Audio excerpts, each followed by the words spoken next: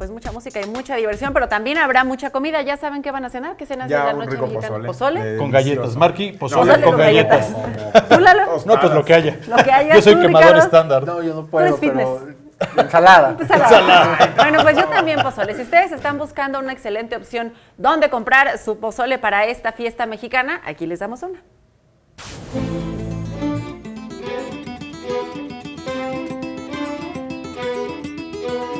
Verde o rojo, con maíz o aguacate, el pozole sigue siendo uno de los platillos emblemáticos para este 15 de septiembre.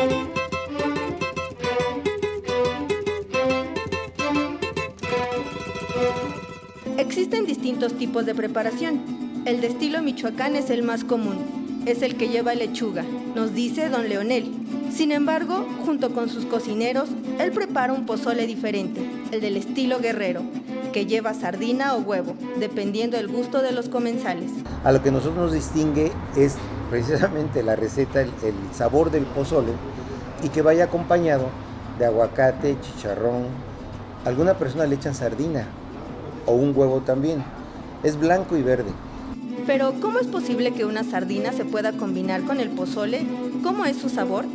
Pero la combinación de este platillo no sabe, ni le sabe a sardina, ni le sabe a huevo, y el chicharrón y el aguacate tiene un sabor especial. Entonces ya ese pozole ya es guisado, como le llamamos en Guerrero, y ya es muy muy diferente al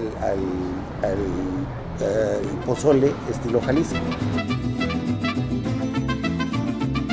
Se ve ostentoso y muchos podrían pensar que el pozole engorda. Sin embargo, el Instituto Mexicano del Seguro Social informó que el pozole contiene todos los nutrientes necesarios para la hora de la comida.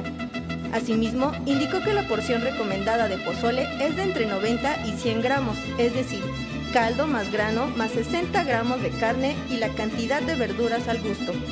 Con imágenes de Jorge Barajas, Mariana Sánchez, 21 Noticias.